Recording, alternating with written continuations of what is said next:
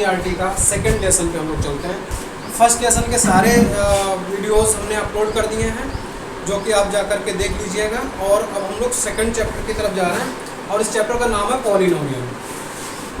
आप पॉलिनोमियल्स ध्यान दीजिए, आज हम लोग इसके बारे में कुछ चीज़ें जान लेंगे।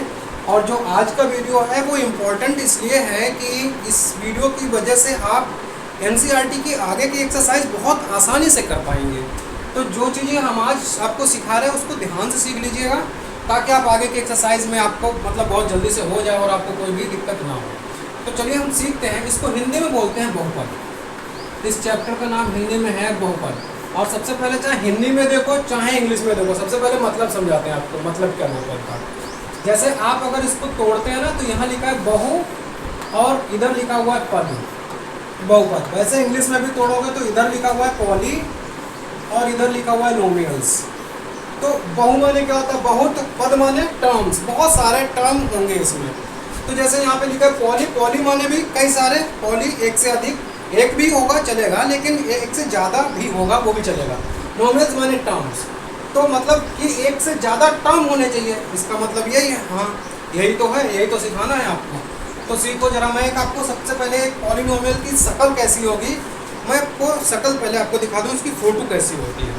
तो जानिए सबसे पहले कि इसकी फ़ोटो ऐसे होती है कि अगर किसी ने बोला, मैं पहले तो आपको एक ब्रॉड फोटो दिखा रहा हूँ, हालांकि इतनी बड़ी ज़रूरत आपको नहीं पड़ेगी, लेकिन आप इसमें से काट काट के देखेंगे। देखो ए नॉट ए जीरो बोल दो और X power N into A one X power N minus one plus A two X power N minus two plus dot dot dot के लिया, प्लस लास्ट में हम लिख रहे हैं ए एन और एक्स पावर जीरो।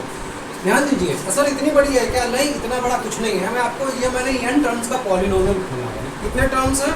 1 2 3, बीच में बहुत सारे हैं, लास्ट में एनवा है। यानी कि वैल्यू कितनी हो सकती है? हो सकता है 1 हो सकता है 2 हो सकता है 3 हो सकता है 1000 हो, जितनी भी हो। तो आप इसको थोड़ा ऐसे समझे हैं कि जैसे ये इतनी बड़ी नहीं आएगी, लेकिन आपको इसी में से सारी निकालनी पड़ेगी। जैसे किसी ने कहा कि यानी कि वैल्यू मैं 2 ले रहा हूँ, अगर 2 ले ली तो 2 ही तो टर्म खोलोगे, तो उसकी शक्ल कैसी होगी? वो ऐसा होगा। जैसे किसी ने कहा ax प्लस बी, अगर ax प्लस बी है तो अच्छा ये a1 a0 a1 a2 an ये क्या चीज़ है? ये कांस्टेंट है। और जिसमें x क्या है? x वेरिएबल है। अभी वेरिएबल और कांस्टेंट की बात करेंगे, उससे पहले मैं आपको दिखा दे रहा हूँ कि इसका ये जो इक्वेशन लिखी हुई है ना, ये इक्वेशन कहते हैं इसको, इक्वेशन नहीं है, ये पॉलिनोमियल एक्सप्रेशन लिखा हुआ है। और ये जो पॉलिनोमियल का यूज़ कैसे करते हैं तो देखते हैं। जैसे हमने कहा ax है प्लस b है, b माने यहाँ पर x की पावर 0 का होना, जैसे ये वाला टर्म बिना x के, तो ये ax प्लस b है, तो ये पॉलिनोमियल है। अगर किसी ने कहा कि सर नहीं 3 टर्म लेके दिखाओ, तो यानी कि सबसे बड़ी पावर 3 ही तो होगी, तो a और x पावर 3 प्लस यहाँ पे अगर n की जगह पे 3 लिया आपने, तो ax स्क्वायर, a का है, a यहाँ पे हो चुका, तो मैं b ले रहा हूँ, हो सकता है ये और b बराबर हो, क्या दिक्कत है? तो ये हो गया cx और प्लस d, ये भी पॉलिनोमियल है। अगर एक n की वैल्यू अगर हम 2 ले लेते हैं, तो ax स्क्वायर प्लस bx और प्लस c, ये भी पॉलिनोमियल है। अच्छा, ये भी पॉलिनोमियल है, ध्यान रखना। अगर खाली ax आ गया या खाली किसी ने कह दिया a, ये भी पॉलिनोमियल है। क्यों? क्योंकि लास्ट वाला एक ही टर्म है, x पावर 0 का मतलब 1 होता है, और यहाँ पे x पावर 0 है साथ में। तो ये सारे पॉलिनोमियल हैं। हाँ, आपके लिए ये सारे पॉलिनोमियल हैं। तो क्या सर इतने होते? नहीं, कल को 1000 टर्म हो जाए वो भी आपका पॉलिनोमियल है। ax पावर 1000 हो गया, और प्लस मैं बोल रहा हूँ a, मतलब मैंने यहाँ पे b ले लिया और यहाँ पर 9 ले ली पावर, और प्लस लास्ट में खाली हमने 2 लिख दिया। बीच के सारे टर्म नहीं भी है तो भी चलेगा। कि मतलब इसमें टर्म कितने हैं? 3, लेकिन पावर इसकी डिग्री कितनी है? इसकी डिग्री है 1000। तो आपसे क्या क्या पूछा जा सकता है इसमें? तो पॉलिनोमियल में आपसे पूछा जाएगा, सबसे पहले तो आपको पता होना चाहिए कि कौन सी पॉलिनोमियल की डिग्री कितनी है। क्या पूछा जाएगा? डिग्री पूछी जाएगी बेटा, डिग्री। तो डिग्री कौन सी बताओगे? सोचो। ये जो है ना, ये यहाँ पे कितनी डिग्री x पावर 1 है और यहाँ पर x पावर 0 है। आप हमेशा बड़ी वाली पावर बताएंगे कि ये डिग्री होती है। तो इसका मतलब है यहाँ पर इस वाले एक्सप्रेशन में डिग्री कितनी है? तो आप बोलोगे 1 है। अच्छा, इसकी डिग्री कितनी है? तो यहाँ पर x पावर 3 भी है, x पावर 2 भी है, x पावर 1 भी है और x पावर 0 भी है। x पावर 0 का मतलब 1 होता है, इंटू में 1 हर जगह पर रहता है। तो इसकी डिग्री आप कितनी बोलेंगे? 3। डिग्री कितनी बोलेंगे? 3। एक बात। इसकी डिग्री कितनी बोलेंगे? 2 बोल देंगे। इसकी डिग्री कितनी बोल देंगे? 2। इसकी डिग्री कितनी बोलेंगे? 1 बोल देंगे सर। इसकी डिग्री क्या बोलोगे? 0 है। इसकी डिग्री कितनी बोलोगे? 1000 है। डिग्री समझ गए होंगे आप, यानी डिग्री पूछी जाएगी आप बता ले जाओगे। अगला पॉइंट जो आपसे अगला पूछा जाएगा वो पूछा जाएगा, ये तो डिग्री का हो गया मामला भाई, ये डिग्री का हो गया। आपसे जो डिग्री पूछ दी उसके बाद में पूछा जाएगा number of terms. Number of terms, number of terms कितने हैं? इसमें नंबर ऑफ टर्म्स कितने हैं? 1 2, 2 टर्म का पॉलिनोमियल। इसमें कितने टर्म्स है? तो 1 2 3 4, 4 टर्म का पॉलिनोमियल। ये 1 2 3, 3 टर्म का पॉलिनोमियल। इसमें कितने टर्म है? 1 टर्म है। इसमें कितने टर्म है? 1 टर्म है। इसमें कितने टर्म है? 1000 टर्म नहीं है बेटा, इसमें 1000 डिग्री है, लेकिन टर्म तो 3 ही है ना, तो इसमें 3 टर्म है। तो आप उम्मीद है कि आप डिग्री बताना जान गए और टर्म्स पहचानना सीख गए। 2 चीज़ें आप सीख चुके हो। अगले पॉइंट की तरफ चलते हैं। अगला पॉइंट क्या है? अगला पॉइंट है कि मैं कुछ टाइप्स ऑफ पॉलिनोमियल आपको लिखवाना चाहता हूँ कि कितने प्रकार का होता है, और ये मैं 2 तरीके से बताऊँगा। जैसे, और ज़्यादा नहीं है, बस आप केवल नॉलेज के लिए जान लीजिए। अगर किसी ने लिखा खाली ax लिख के चला गया, इसमें कितने टर्म है? 1 टर्म है। किसी ने ax² और प्लस bx लिख दिया, कितने टर्म है? 2 हैं। या फिर अगर मैं ऐसे कर दूं तब कितने टर्म है? अब भी 2 ही हैं। ऐसे भी करके आपको 2 टर्म मिल गए। अच्छा, किसी ने कहा ax² प्लस bx और प्लस c, अब कितने टर्म है? 3 टर्म है। तो टाइप्स के अंदर ध्यान रखिए, जब 1 टर्म हो तो उसको बोलते हैं मोनोमियल्स। मोनोमियल्स। पॉलिनोमियल तो पूरा है, मोनो माने 1 होता है, इसलिए 1 टर्म है तो 1 पद ही है। दूसरा, इसमें कितने टर्म है? 2 टर्म है, इसलिए 2 टर्म है, इसको हम बोलेंगे बाइनोमियल्स। बाइनोमियल्स। अच्छा, इसमें कितने टर्म है? 3 है, तो इसे क्या बोलेंगे? ट्राइनोमियल। ट्राइनोमियल्स, ट्राइनोमियल हो गया। तो ये आपको, अच्छा कहो सर कल को 4 टर्म हो जाए उसका क्या नाम है? अरे उसका ऐसे 4 हो जाए, 1000 हो जाए, सबका थोड़ी ना हमें सीखना है। हमें 3 टर्म, ये सारे पॉलिनोमियल हैं, आगे वाले भी पॉलिनोमियल रहेंगे, बट हमें 3 का तो एटलीस्ट हमें याद रखना है। अच्छा, ये हो गया type according to the number of terms. जितने टर्म है उसके हिसाब से कितने टाइप का होता है। एक तरीके से और टाइप्स आपको बताता हूँ, वो भी जान लीजिए, वो इससे ज़्यादा जरूरी है। वो क्या? डिग्री के आधार पर, types according two degree, degree के हिसाब से। जैसे मैंने कहा कि ax प्लस b है, इसमें x की डिग्री कितनी है? आप जानते हो ना, अभी बताया था, डिग्री 1 है सर, बड़ी वाली।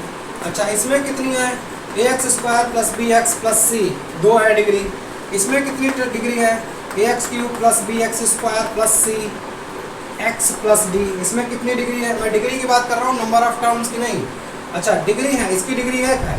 जब 1 डिग्री हो तो आप लीनियर कहिएगा, लीनियर पॉलिनोमियल। जब डिग्री 2 हो तो आप क्वाड्रेटिक बोल दीजिएगा। याद रखिएगा इनके नाम, क्वाड्रेटिक, क्वाड्रेटिक पॉलिनोमियल। और ये कैसा है? ये क्यूबिक पॉलिनोमियल, क्यूबिक पॉलिनोमियल हो गया। अच्छा, ये क्यूबिक हो गया। ये 3 आप ऐसे याद रखिएगा, पावर 4 है तो कहिएगा पॉलिनोमियल ऑफ द डिग्री 4, ऐसे करके आप डिग्री 5, डिग्री 1000, उसका मतलब नहीं है कोई। 3 तो आप एटलीस्ट बिल्कुल याद रखिएगा। अच्छा, ये याद हो गया आपको। आगे बात, अगला पॉइंट क्या है सर? अगला पॉइंट सीखते हैं। अगला पॉइंट सीखते हैं हम, पूछा जाता है, बहुत इंपॉर्टेंट चीज़ बताने जा रहा हूँ मैं। एक पॉलिनोमियल लिखता हूँ आपके सामने, बहुत छोटा सा। जैसे मान लिया 2x प्लस वाई है। अब ये 2x प्लस वाई में वाई ना लो, 2 वेरिएबल नहीं होते पॉलिनोमियल में। 2x प्लस मैं 5 ले रहा हूँ, और इस पूरे एक्सप्रेशन को मैं एक कोई भी एक और टर्म है जिसका नाम है y, उसके बराबर मैंने मान लिया। अब जरा सोचते हैं इसके बारे में, इसको जरा एक हम लोग रियल लाइफ में थोड़ा ले आते हैं। पहली बात तो ये समझ लो कि आपसे कोफिशिएंट पूछा जाएगा। अभी हमने लिखी थी एक एक्सप्रेशन, जैसे ax² प्लस bx और प्लस c लिखी है, ये क्वाड्रेटिक है। अगर मैं इसको ऐसे लिख दूँ 2x² प्लस 6x प्लस 5, ये मैंने ऐसे लिख दी। आपसे क्या पूछा जाएगा? x² का कोफिशिएंट कितना है? तो आप x² का कोफिशिएंट पूछा जाएगा तो आप x² के साथ में जो है ना वो कांस्टेंट को बोलोगे। तो बोला जाएगा, अगर आपसे पूछा जाए x का कोफिशिएंट कितना है तो बोलोगे 6 है सर। बोला जाए एक्स स्क्वायर का कॉफिशिएंट कितना, तो 2 बोलोगे। वो अगर कोई आपसे बोले कि एक्स पावर 0 का कॉफिशिएंट कौन है, या फिर कोई कहे कि कांस्टेंट टर्म कौन है, तो आप ये लास्ट वाला बताइएगा, एक्स पावर 0 है इसमें, इसी को कांस्टेंट टर्म भी बोलते हैं। अच्छा जरा बताइएगा, आप समझ गए ना कि कॉफिशिएंट क्या होता है, जो वेरिएबल के साथ में बैठा होता है और वो इंडिकेट करेगा कितने पावर का उसको चाहिए। जैसे किसी ने कहा -5/2 एक्स स्क्वायर माइनस एक्स और +5।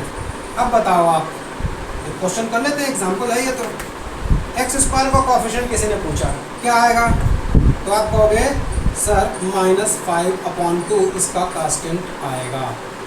एक्स का कॉफिशिएंट है जो कि इस कांस्टेंट होता है। आपको बता चुका हूँ कि कोई भी पॉलिनोमियल जब बनता है, कोई भी पॉलिनोमियल बना होता है, उसमें कांस्टेंट टर्म होते हैं और वेरिएबल होते हैं। कांस्टेंट क्या होता है वो जान लेते हैं, कांस्टेंट क्या होता है और वेरिएबल क्या होता है। अब वेरिएबल क्या होता है जरा सुनो। कांस्टेंट क्या होता है, कांस्टेंट होते हैं वो चीज़ें जिनकी वैल्यू फिक्स होती है। जैसे फिक्स कैसे होती है सर, अरे किसी ने कहा मेरे पास 2 रुपये हैं, तो फिक्स है ना, 2 रुपये हो गए। अब वेरिएबल क्या है, वेरिएबल वो है कि किसी ने कहा मेरे पास x रुपये हैं, x से आप क्या समझोगे, x माने कुछ रुपए हैं। किसी ने कहा मेरे पास कुछ रुपए हैं, तो कुछ का मतलब x रुपए हैं, तो x माने कुछ आप इंडिकेट नहीं कर पा रहे हैं, आप कुछ वेरिएबल है, x की वैल्यू कुछ भी हो सकती है, 1000 भी हो सकती है, 4000 भी हो सकती है, 1 भी हो सकती है, 0 भी हो सकती है, माइनस में भी हो सकती है। तो ऐसी चीज़ों को जो वेरिएबल है, वो जो बदल सकता है अपनी वैल्यू को, उसको वेरिएबल कहते हैं। और जो एक बार बोल दिया वो बस उतना हो गया, फिक्स हो गया, ना कम होगा ना ज़्यादा होगा, उसको हम कांस्टेंट बोलते हैं। कांस्टेंट जैसे 2, 5, वेरिएबल जैसे x है ना, x वेरिएबल हो गया। तो पॉलिनोमियल में कांस्टेंट और वेरिएबल दोनों मिलते रहते हैं हर टर्म में। तो कहने का मतलब ये है कि ये कांस्टेंट हो गया, ये वेरिएबल हो गया, और इस वाले x की डिग्री 1 का कोफिशिएंट 2 है जो कि कांस्टेंट है, ये आपको बताना था। अच्छा, क्वेश्चन वाले ने, पूछने वाले ने आपसे पूछा एक्स स्क्वायर का कोफिशिएंट बताओ, तो आप कितना बताओगे, -5/2। अच्छा, अगर उसने x का कोफिशिएंट पूछा होता तो आप क्या बताते हैं, -1 बताते हैं आप। और अगर वो खाली कांस्टेंट टर्म कहे तो आपको 5 बता देते हैं। उम्मीद है कि आप समझ गए होंगे कि कोफिशिएंट भी पूछा जाता है तो आप ऐसे बता देंगे। अच्छा, वेरिएबल और कांस्टेंट का हिसाब किताब आप समझ चुके हैं। अगला पॉइंट उठाता हूँ। अगला पॉइंट है जो कि आपको जानना है, वो ये है कि एक रियल लाइफ एग्जांपल ऐसा लेते हैं कि पॉलिनोमियल ही बनाते हैं। जैसे मैंने यही वाला वापस लिया कि y इज इक्वल टू, देखो 2x + 5। मान लिया कि मेरे पास इतने रुपए हैं कि तुम्हारे पास जितने भी रुपए हैं उसका डबल करो और उसमें 5 रुपए और जोड़ो, जो भी आएगा वो उतने रुपए मेरे पास है। तो आपने कहा कि सर मेरे पास तो 10 रुपए हैं, तो अगर तुम्हारे पास 10 रुपए हैं तो मेरे पास कितने हुए, 10 का डबल किया 20 हुआ, और उसमें 5 जोड़ा 25, इसका मतलब मेरे पास 25 रुपए हैं। और मैंने अभी क्वेश्चन में एक चीज़ और लेट करी, क्या कि आपके पास x रुपए हैं, मैंने माना आपके पास x रुपए हैं, तो और y मेरे पास है, x आपके पास है तो y मेरे पास है, तो मेरे पास जो y रुपए हैं ना वो बराबर हैं तुम्हारे x के डबल और +5 के। ये हमने एक पॉलिनोमियल बना लिया। उम्मीद है समझ गए होंगे, ना समझ में आया तो आप वीडियो रिवाइंड करिएगा और फिर से जो मैंने बोला उसे फिर से समझिएगा। अच्छा, ये पॉलिनोमियल बना लिया।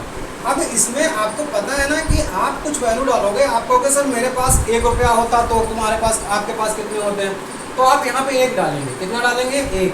तो 1 2 दूनी डबल करोगे ना 1 को तो 2 हो गया, और यहाँ 5 इसमें जोड़ दोगे तो 7 हो गया, तो मेरे पास 7 रुपये हो जाएंगे। आपके पास अगर 3 रुपये होते तो 3 दूनी 6 5 11 रुपये मेरे पास हो जाते।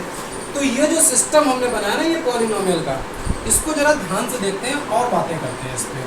थोड़ी देर के लिए ये जान लो कि अगर मेरे पास जो रुपए हैं और तुम्हारे पास जो रुपए हैं उनको मैं x एक्सिस पर आपके रुपए और y एक्सिस पर अपने रुपए में दिखाना चाहता हूँ। अच्छा, तो चलो दिखा देते हैं सर इसमें क्या है। तो आपने कहा कि सर मेरे पास जिस दिन 0 होंगे उस दिन क्या होगा, तो मैंने कहा एक डिब्बा बना लो। पहले आप डिब्बा बना दिया, फिर इस डिब्बे में ये आपके पास जो भी रुपए हैं आपने जो भी लेट करे हैं वो लिखेंगे और भाई वो लिखेंगे जो मेरे पास रुपए हैं। तो आप कहोगे सर पहले तो मैं 0 का हिसाब बताऊँ, तो जिस दिन आपके पास 0 रुपये होंगे ना उस दिन आप तो 0 यहाँ लिख दोगे, लेकिन मेरे पास कितना आएगा, मेरे पास आएगा 0 से 2 की गुणा 0 और +5 यानी 5 आया कि नहीं, ठीक है। अच्छा फिर कहोगे सर आपने मेरे तो 0 कर दिया, आप अपने भी 0 करो ज़रा। तो आपने क्या किया, मेरे 0 करने के लिए आपके पास कितने होने चाहिए वो देखते हैं। अगर ये 0 हो गया तो 5 माइनस का हुआ, 2 नीचे गया, माने माइनस का 5/2 आएगा। आप मैंने 2 वैल्यू आपको दिखाई, आप चाहो जितनी वैल्यू निकाल सकते हो उस पर। आपके पास 2 ले लेना, 100 लेना, 200 लेना, जो भी निकालना। मैं आपको ये ग्राफ पे बताने जा रहा हूँ कि कहानी क्या चल गई। यहाँ पर कहानी ये हुई, सबको पता है ये 0, 0 है, 0, 0 है, ये 1 है, ये 2 है, ये 3 है, ये 4 है, ये 5 है। अच्छा फिर मैं इधर भी ले रहा हूँ, ये -1 है, -2 है, और ये क्या है -3 है। ऊपर भी ले रहा हूँ, 1 है, 2 है, ये 3 है, ये 4 है। अच्छा पहला पॉइंट जो हमारा आया है ना, जो हमारा पहला पॉइंट आया है, जब आपके पास 0 रुपये थे तो मेरे पास 5 थे। जब मेरे पास आपके पास -2/5 रुपये थे तो मेरे पास 0 थे। इन 2 पॉइंट को मैं इस कार्टेशियन प्लेन पर शो करना चाहता हूँ, तो शो करते हैं। 0 x एक्सिस पर 0 चलना है, y पे 5 चलना है। x एक्सिस पे 0 ना इधर ना उधर, y पे कहाँ पहुँच गए, 5 पे। ये पॉइंट मिल गया। दूसरा वाला पॉइंट अगर शो कर रहे हैं तो माइनस का 2y5 है यानी 2.5 है, तो माइनस का 1, माइनस का 2 और इससे भी थोड़ा आगे यानी 2 और 3 के बीच में यहाँ तक हम आए, और ये माइनस का 5/2। ऊपर नीचे जाना नहीं है क्योंकि 0 है। ये दोनों पॉइंट अगर हम मिला दे तो एक क्या मिल रहा है, एक लाइन मिल रही है। और ये जो लाइन है ना, ये लाइन हमारे पास कितने रुपए थे और आपके पास कितने रुपए हैं, इन चीज़ों को रिप्रेजेंट कर रही है यहाँ पर। यानी कि ये लाइन ही यहाँ पर ये चीज़ की एक लाइन, ये जो पॉलिनोमियल आया ना, ये लीनियर इक्वेशन आया ना, बोला था ना जब पावर 1 हो तो लीनियर होता है, जब पावर 2 हो तो क्वाड्रेटिक होता है, पावर 3 हो तो क्यूबिक होता है। ये जो लीनियर आई है ना, लीनियर पॉलिनोमियल, तो ये जो है ना ये लाइन है, और इस लाइन के ऊपर हर रुपया वो है जो आप सोच सकते हो, और मेरे पास उसी अकॉर्डिंग जो उतना ही रुपया होगा, और वो सारे पैसे इस लाइन पर आप सोच सकते हो। जैसे आपने कहा कि सर अगर ऐसा है तो फिर मैं अपने पास 10 सोचता हूँ, 10 बड़ा हो जाएगा क्योंकि ग्राफ इतना बड़ा नहीं है। मैं छोटा ही आपको दिखा दे रहा हूँ। मान लिया आपने सोचा कि सर मेरे पास 2 रुपये थे, तो आपने अपने पास 2 लिए, तो 2 दूनी 4, 5 7, 4 5 9 नहीं हो गया, ये 9। अब तो मेरे पास कितने होने चाहिए थे, 9। तो ये 2,9 ये क्या इस लाइन पर है, मैं आपको दिखा रहा हूँ। तो 2 तो आप चले x एक्सिस पर, और 9 भी 9 वाले पे चलोगे कि नहीं चलोगे, तो 9 चलोगे तो जो आप अच्छा सा बढ़िया सा ग्राफ पेपर पे इसको बनाना तो ये जरूर लाइन पर ही आएगा। तो यानी कि ये लाइन पूरा रिप्रेजेंट कर रही है, कितना भी आप रुपया ले सकते हो, ये पूरा इस लीनियर इक्वेशन को रिप्रेजेंट कर रही है। और इसका फाइनली जो हमने ये करके दिखाया, एक क्वेश्चन है इसको मैंने करके दिखाया, हर क्वेश्चन नहीं करके दिखा सकता, लेकिन मैं आपको ये जरूर बता दूंगा कि दुनिया की कोई भी अगर लीनियर इक्वेशन आपके सामने कभी भी आए तो वो एक लाइन रिप्रेजेंट करती है, ये बात आप याद रखिएगा। क्या सर क्या बोला, एक मिनट सोचो। अगर ax + b ये लीनियर है कि नहीं है, ये क्या शो करेगी, क्या निकालेगी ग्राफ में, हमेशा एक लाइन निकालेगी। याद रखना, याद हो गया। दूसरा पॉइंट, सर ये क्वाड्रेटिक होती तो ax² + bx + c होती तो क्या बनता। अब मैं आपके इसमें भी आप चाहें तो आप ग्राफ बना सकते हो पूरा ऐसे, इसमें हमने बनाया पॉइंट निकाल के, लेकिन आप क्या करिएगा, आप ये पॉइंट निकाल के मत बनाइएगा। आपको मैं डायरेक्ट बता रहा हूँ, ये क्या निकालेगी, आपका पैराबोला निकालेगी। पैराबोला, ये पैराबोला क्या होता है वो देख लेते हैं, वो मैं आपको समझा दूंगा। पैराबोला होता है एक ऐसी आकृति, ऐसी, ये पैराबोला होता है। तो सर ये वाली ऐसा निकालेगी, हाँ ऐसा निकालेगी, लेकिन जरूरी नहीं है कि ऐसा ही हो। ये ऐसा भी हो सकता है कि ये कहीं पर नीचे काट रही हो, ऐसा भी हो सकता है कि कहीं पर काट ही ना रही हो, ऐसा भी तो हो सकता है कि ये इधर काट रही हो, समझ गए। लेकिन आपका ये जरूर है कि ये पैराबोला ऐसा होता है। अच्छा, और एक चीज़ और, आप एक पॉइंट और याद रखिएगा कि यहाँ पे पावर इसकी डिग्री कितनी है, 1 है सर। इसके टर्म कितने हैं, 2 हैं सर। इसमें पावर कितनी है, 2 है। इसके टर्म कितने हैं, 1 2 3 है। तो अगर डिग्री की बात करें तो याद ये रखें आप कि जितनी भी इसकी डिग्री है, अच्छा डिग्री हमेशा मैक्सिमम वाली बताई जाती है, पता है आपको, अभी बताया। अगर इसकी डिग्री 1 है तो आपको बताया था क्या बनेगा, एक लाइन बनेगी, बना के भी दिखाई थी। अगर एक लाइन बनेगी ना तो ये बताओ ये एक्स एक्सिस पे कितनी बार काट रही है? एक बार काट रही है, ठीक। अगर ये क्वाड्रेटिक है तो ये एक्स एक्सिस को कितनी बार काट रही है? सर 2 बार भी काट रही है, कभी कभी 1 बार भी काट रही है, कभी कभी नहीं भी काट रही है। तो मैक्सिमम कितनी बार काट रही है? 2 बार। 2 से ज़्यादा ये कभी नहीं काटेगी एक्स एक्सिस को। याद हो गया?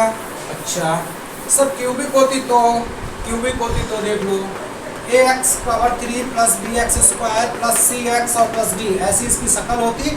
और इसका कोई ग्राफ का नाम नहीं है, लेकिन हाँ इतना जरूर पता है ये एक्स एक्सिस को 3 बार काट रही है। 1 2 3 3 बार काट दिया।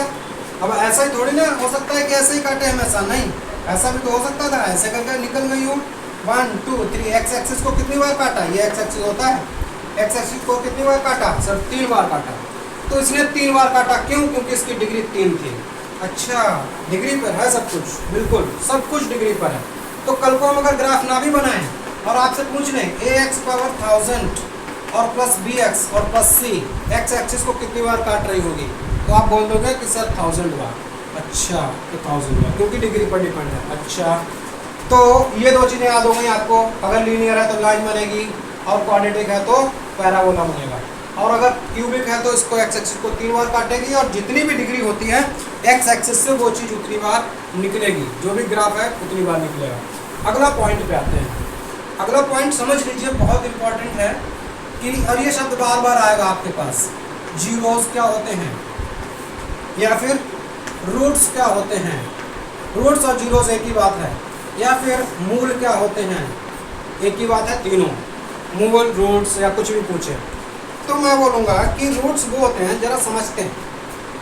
अभी हमने अगर ए एक्स प्लस बी बोला, ए एक्स प्लस बी यानी कि लीनियर की बात थी। अगर लीनियर की बात थी ना तो एक्स की एक वैल्यू, अगर मान लिया मैंने यहाँ पर लिख दिया, अभी हमने क्या लिखा ली थी क्वेश्चन 2x + 5 ली थी। एक्स की एक वैल्यू तो जरूर है, जहाँ पर ये एक्स, ये जो है ना ये एक्स पे काट रही है। यहाँ पे एक्स का काटना मतलब वाई का 0 हो जाना। एक्स का काटना, एक्स वहाँ कहाँ पे काट रहा है? 1 2 3 कोई तो पॉइंट होगा ना ये जहाँ पे काट रहा है, प्लस में या माइनस में। लेकिन जहाँ भी काट रहा है ना वहाँ पर वाई तो 0 दे गया। वाई 0 दे गया मतलब ये वाई कौन था? ये। तो ये वाई 0 है तो ये पूरा टर्म 0 दे रहा है खुद, यानी 2x + 5 = कौन हो गया? 0 हो गया।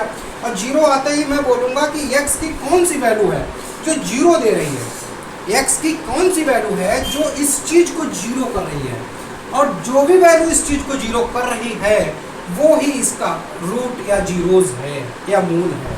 कौन वैल्यू सर? वो दिखाइए तो देखो। अगर मैंने इसको 0 कर दिया तो इसका मतलब है कि 5 उधर गया तो माइनस का 5, 2 नीचे गया तो /2, तो ये -5/2। अगर ये -5/2 इस वाले एक्सप्रेशन में, इस वाले पॉलिनोमियल में अगर मैं डाल दूँ, कहाँ से निकला? ऐसे निकाल लिया कि ये 0 कहाँ पे हो रहा है, मैंने निकाल लिया = 0 पुट करके। लेकिन ये जो वैल्यू है ना ये 0 नहीं, ये 0 इसका आंसर आएगा, लेकिन वो वैल्यू जहाँ पर ये 0 है वो वैल्यू इसका रूट्स है। ध्यान दीजिएगा मेरी बातों पर। तो सर ये 0 नहीं रूट है ना? 0 रूट नहीं है, 0 तो वो दे रहा है। रूट कौन है? वो वैल्यू जहाँ पर ये 0 दे रहा है, यानी -5/2। -5/2 यहाँ रखेगा, ये 0 दे देगा, और 0 दे देगा तो हम बोलेंगे कि -5/2 इसका एक जीरोस है, या इसका एक रूट है, या इसका एक मूल है, या ये भी कह सकते हैं कि -5/2 पर ये इक्वेशन सेटिस्फाई करती है। सेटिस्फाई करती है। अच्छा सेटिस्फाई भी बोलेंगे, हाँ। अब सर आपने लीनियर का बताया, और समझो क्वाड्रेटिक का होता तो मैंने मान लिया क्वाड्रेटिक की इक्वेशन की शक्ल ऐसी होती है ax² + bx + c। याद रखना पॉलिनोमियल इतनी बड़ी चीज़ है कि पॉलिनोमियल का एक छोटा सा पार्ट है क्वाड्रेटिक। अब क्वाड्रेटिक नाम का चैप्टर पढ़ेंगे आप एक चैप्टर के बाद अगला, और पॉलिनोमियल एक बड़ी चीज़ हो गई जिसमें क्वाड्रेटिक है। अच्छा ये एक हमने क्वाड्रेटिक मान लिया। अब यहाँ पर ABC कांस्टेंट है तो इसका फोटो ऐसी है, तो इसका क्वेश्चन भी कुछ ऐसा होगा। मैं एक क्वेश्चन ले रहा हूँ, जैसे मान लिया x² + 5x + 6, ऐसे ही उठा लिया, कोई दिक्कत नहीं है। मान लिया मैंने 5 ले लिया। अच्छा ये हमने कोई भी ऐसे उठा लिया। अब मुझे इसके जीरोस या रूट्स या मूल या कहाँ पर सेटिस्फाई करना है वो निकालना है। तो मुझे वो सोचना है कि ये वैल्यू, ये पूरा एक्सप्रेशन जो है ये आखिर कहाँ पे 0 हो रहा है। तो कहाँ पे 0 हो रहा है वो डालने के लिए जरा आप क्या करिए, x की जगह पर आप 2 डाल के देखिए। जैसे आपने कहा कि सर 2 डालेंगे तो 2 का स्क्वायर यहाँ पर होगा, हाँ। फिर यहाँ -2 इंटू 2 डालोगे ही, 5 इंटू 2, 5 इंटू 2 डालोगे और +6 लिख दिया। अच्छा, ये 2 का स्क्वायर कितना हुआ, 4 हुआ, और प्लस में ये कितना है 6, माइनस में कितना है 10। कल को ये जुड़ेगा भी तो 10 - 10 अर्थात 0। ये 0 आ गया, किस वैल्यू पर आया, 2 पर आया सर, 2 पर आया ना, 2 पर क्या आया 0। तो रूट्स कौन हुआ, रूट या जीरोस कौन हुआ, ये 2। क्यों हुआ 2, क्योंकि 2 पर 0 दे रहा है, इसलिए यानी 2 पर संतुष्ट हो गया, ये सेटिस्फाई कर गया। इसका मतलब है रूट कौन हो गया 2। तो ये जो जिन जिन वैल्यू पर ये 0 0 दे देगा वो वैल्यू इसकी रूट्स कहलाएंगी। और रूट्स उतने ही होते हैं जितनी बार आपका ग्राफ एक्स एक्सिस को कट करता है, उतने ही रूट्स होते हैं। अगर रूट्स या जीरोस उतने होते हैं सर एक्स एक्सिस पे कट करता है, हाँ, तो इसका मतलब है कि इसकी पावर पर डिपेंड कर गया, क्योंकि वो कट तो उतनी बार करेगा जितनी बार उसकी पावर है, यानी ये तो 2 बार सर कट करता होगा, हाँ। तो इसके रूट्स कितने होंगे सर, 2 होंगे। फिर तो अगर 2 होंगे तो सर आपने तो 1 बताया, दूसरा भी तो बताओ। तो दूसरा भी देखो, अगर मैं एक्स की प्लेस पर 3 डाल दूँ तो क्या होगा, यहाँ पे 3 डालिए, 3 डालते हैं 3 का स्क्वायर -5 इंटू 3 +6। अच्छा, यहाँ पे कितना हो गया, 3 3 9, प्लस में कौन है 6, माइनस में कौन है 15, तो ये कितना हो गया 15 - 15 अर्थात 0। यानी कि 3 पे भी तो 0 दे रहा है, तो इसका दूसरा रूट या दूसरा 0 कितना आएगा, 3 आएगा। क्या सर कोई और भी है इसका, नहीं, और कोई हो ही नहीं सकता। क्यों नहीं हो सकता, क्योंकि इसकी पावर 2 है, तो इसके रूट कितने हो सकते हैं, इसके रूट्स मैक्सिमम 2 ही हो सकते थे, और दोनों रूट आपके सामने रखे हैं। रूट कैसे निकालते हैं, क्या करते हैं, ये सारी चीज़ें हम लोग एक्सरसाइज में पढ़ेंगे, क्योंकि वो इस तरीके का एक्सरसाइज है। अभी तो मैंने आपको ये बताया कि जीरोस या रूट्स या ये होते क्या है। अच्छा, आप उम्मीद है कि समझ गए होंगे कि जहाँ पर वैल्यू सेटिस्फाई करती है उसी पॉइंट को हम लोग उसका रूट्स बोल देते हैं। आप रूट समझ गए, अब ग्राफ का थोड़ा बहुत आइडिया आपको मिल गया। पहले एक्सरसाइज आपकी ग्राफ पे होगी, मुश्किल से 3 मिनट की एक्सरसाइज, पता ही, टेंशन मत लीजिएगा, बहुत आराम से एक्सरसाइज को निपटा देंगे। और मेरे ख्याल से 10th लेवल की इतनी जानकारी आपको है, तो हम लोग NCERT के क्वेश्चन बड़े आराम से कर लेंगे।